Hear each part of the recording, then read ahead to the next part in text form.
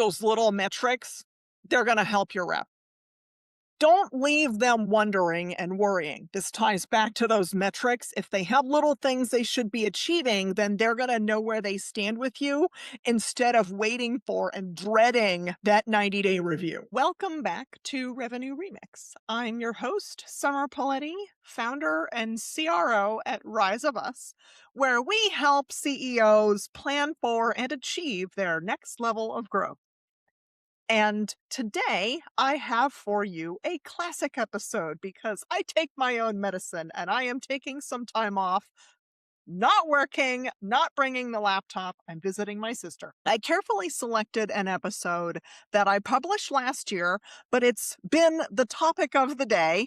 We have been talking about your first sales hire on the show, and we went through what might happen if you hire too soon and what good looks like. So I'm republishing something on sales onboarding, a whole mess of lessons that I learned the hard way that I bring to my client engagements that can help you not just find the proper person, but set them up for success as well. Because if you bring in the most wonderful salesperson in the world and they come into a broken system and you set them up with the HR handbook and the website and tell them to go fish, I have seen it not work. Even the best salespeople can fail. So I've got some tips for very structured and strategic onboarding that ties back to your revenue growth. It takes a long time, longer than we want to think, to ramp up and become successful in a new B2B sales role. All those leads in the pipeline, if they were any good, the last guy would have closed them. Without a structured onboarding plan, you might think you've made a bad hire and cut bait before they've even had a chance to become successful. What if you do hire the right person and then you let them go after 90 days because they weren't crushing it yet? It's one of the biggest hidden gaps in sales performance.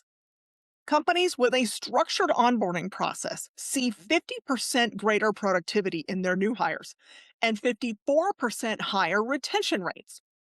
Yet so many companies still hire an experienced salesperson and expect that they'll figure it out. They won't, at least not as fast as they could if they had the right guidance. Today, we're breaking down why most sales onboarding fails and what you can do to set up your new hires for success while keeping them aligned with your company's goals and vision. Ever made a bad sales hire? Ever seen a promising salesperson not live up to expectations?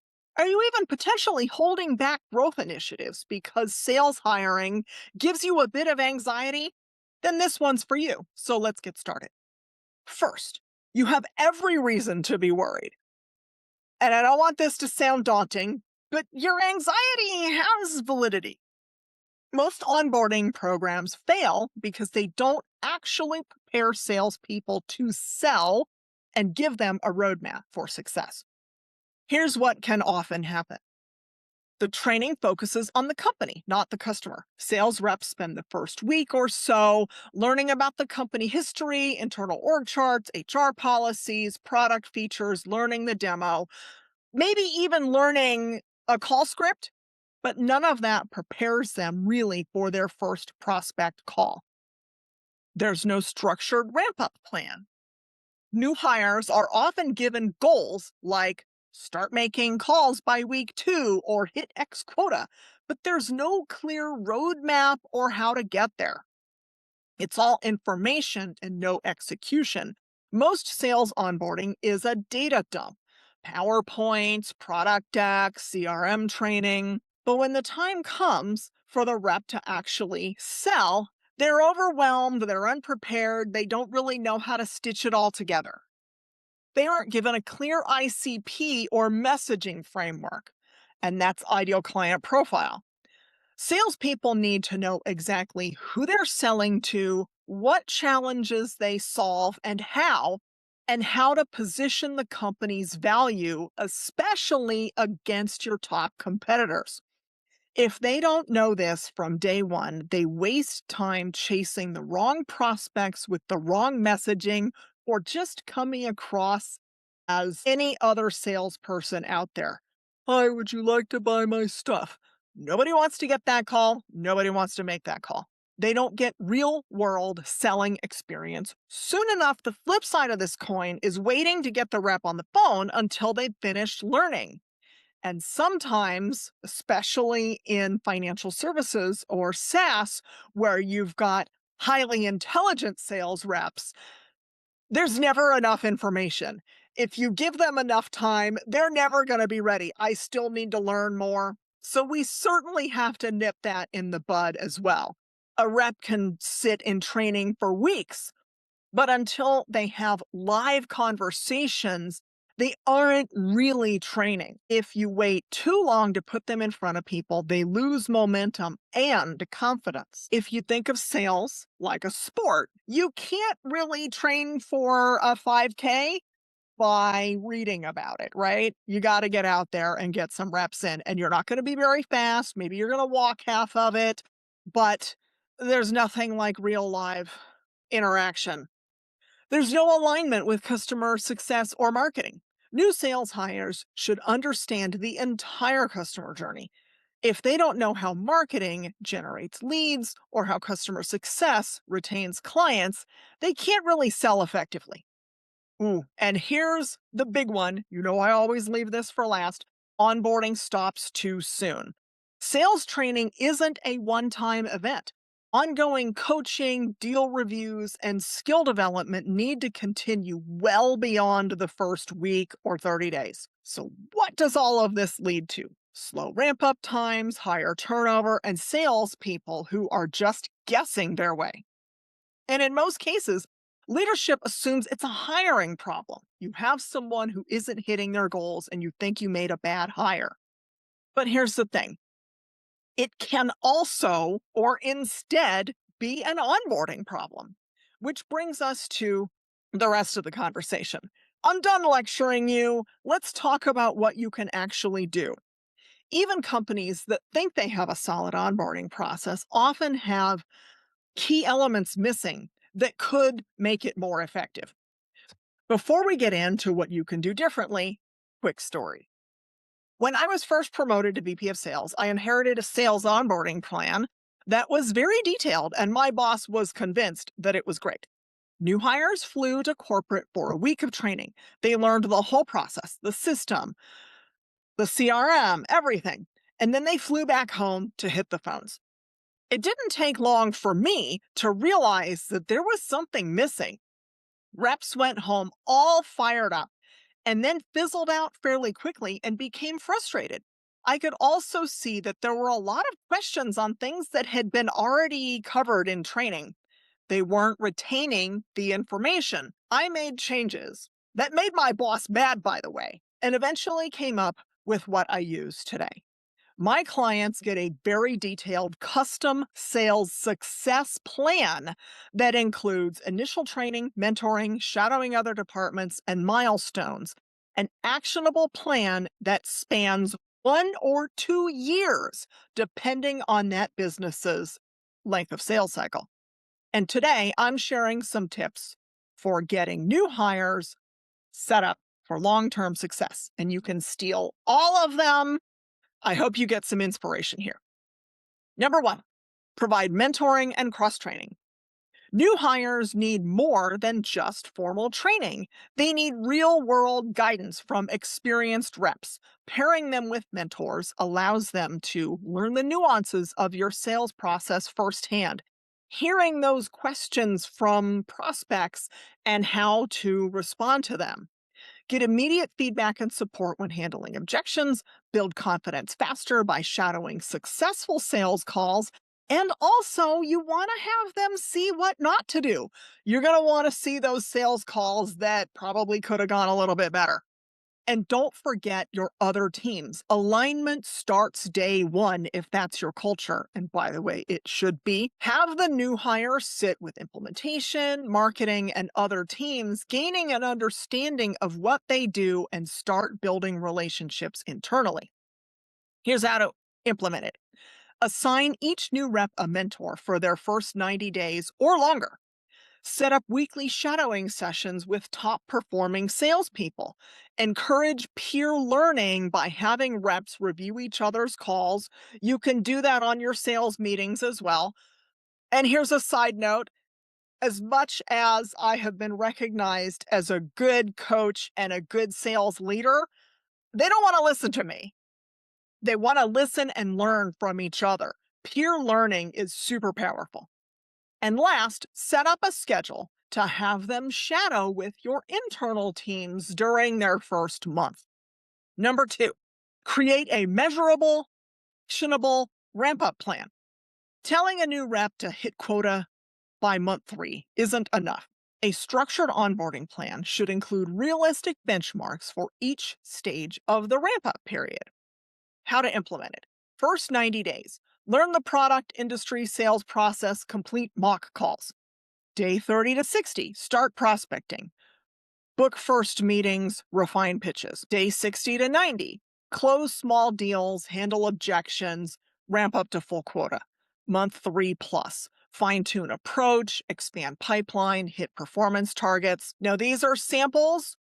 You might have a shorter sales cycle, and it might make sense to get people calling within their first 30 days. You want to get people on the phone sooner? Have them call their network and their partners and maybe lost clients. A little bit lower pressure to where if they say the wrong thing or they kind of flub up a little bit, it's not that big of a deal. Let them know when they should hit their first sale, when they should be selling independently from their mentor, what size of pipeline they need to have in order to statistically achieve that quota.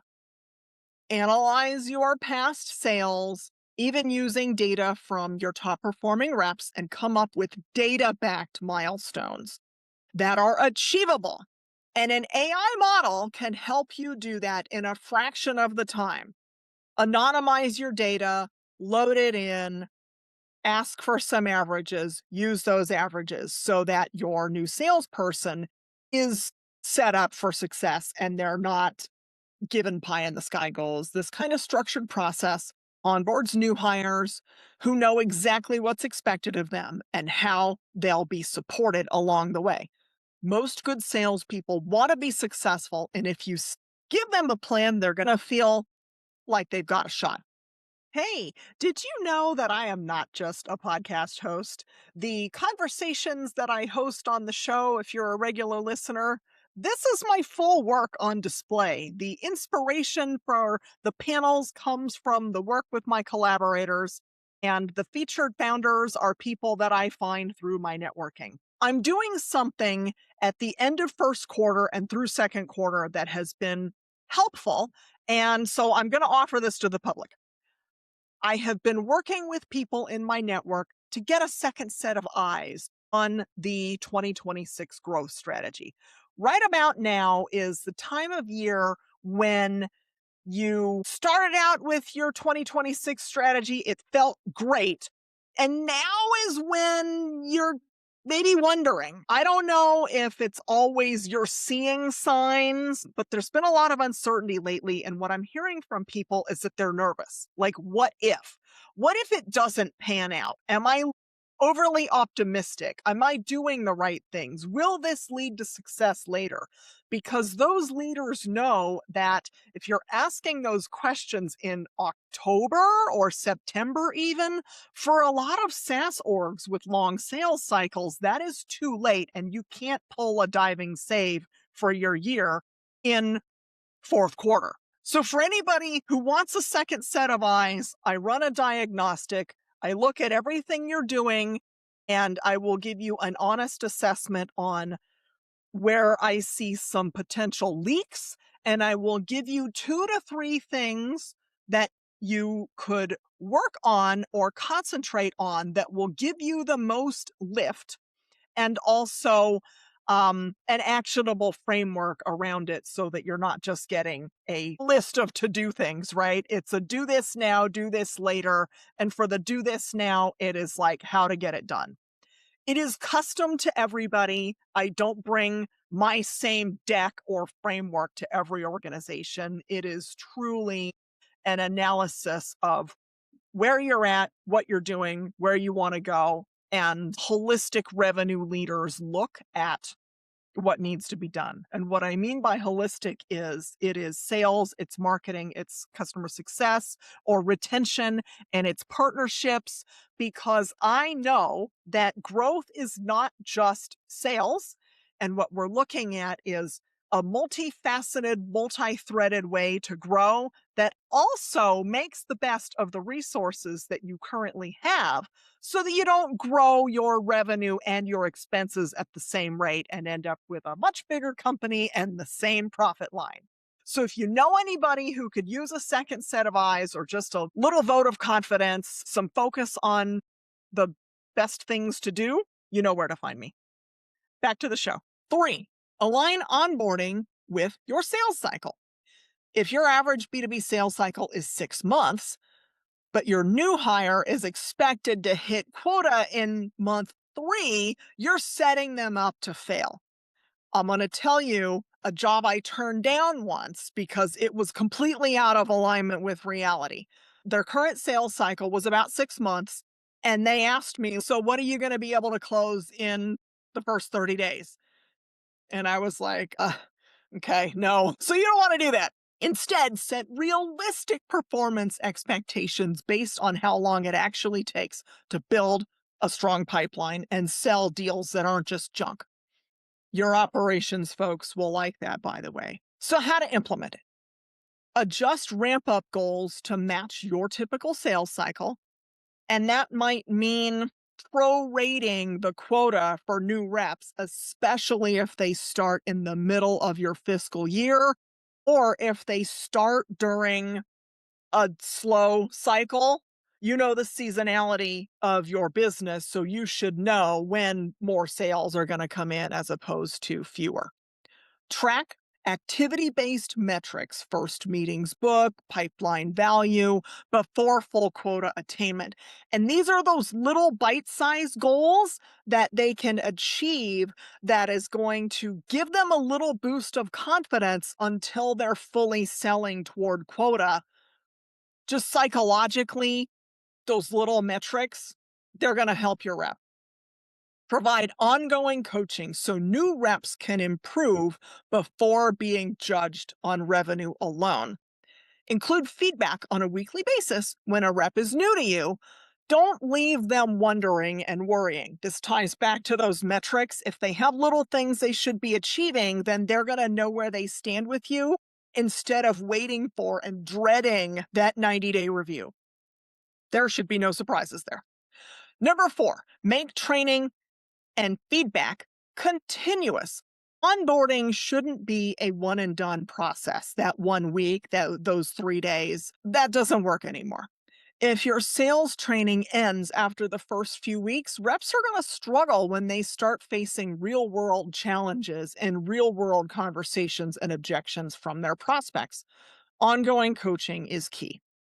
Here's how to implement it. Hold weekly deal reviews for the first 6 months or more, depends on your business. Set up regular one-on-one coaching sessions with sales leaders. Provide access to on-demand training and playbooks for continuous learning. And while we're on continuous learning, foster a culture of continuous learning.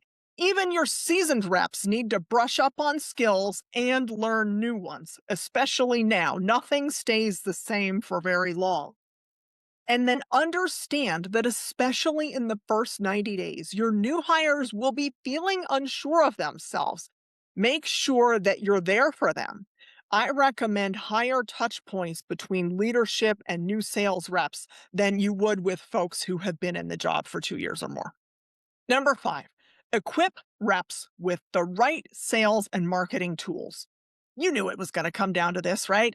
Today's buyer researches online first, and they're not relying solely on sales calls. And research indicates that they're not usually willing to talk to a salesperson until they have distilled down to their short list. They're so far into their buying journey that they're looking for little insights that is going to help them make their decision based on the 2 to 3 people that they filtered down to using that online research. So if your reps don't have access to the right tools, content, and automation, they're going to struggle to compete. And here's how to implement it. Give new hires a library of sales enablement content, case studies, competitor personas, different blogs, all sorts of downloadable assets, whatever you have that is tailored to each stage of your buying journey.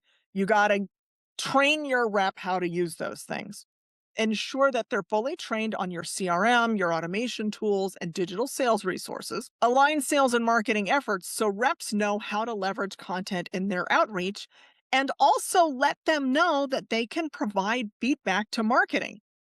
Today's buyer expects value upfront, so arm them with valuable assets like guides and case studies that can help them provide value and build trust. Number 6, teach reps to leverage referrals and partnerships.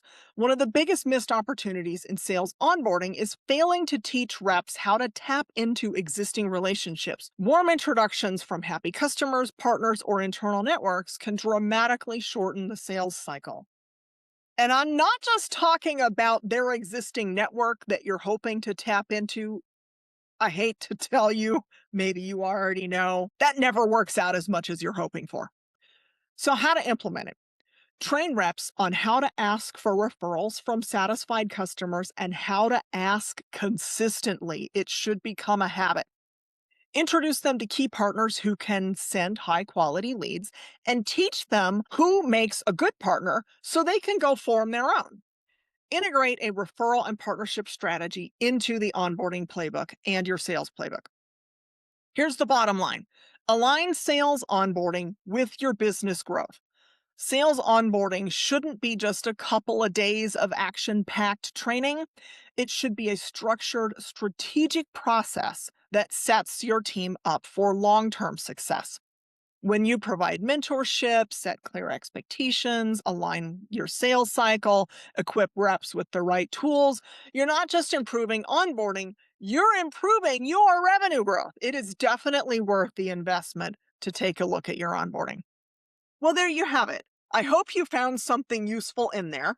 If you happen to need some help with sales onboarding plans, I have a patented system that I bring to every engagement, and it is detailed.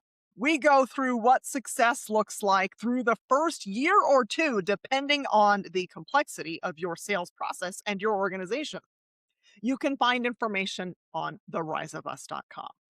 For those of you listening in the gym or the car, I appreciate you. I will see you later this month with new content.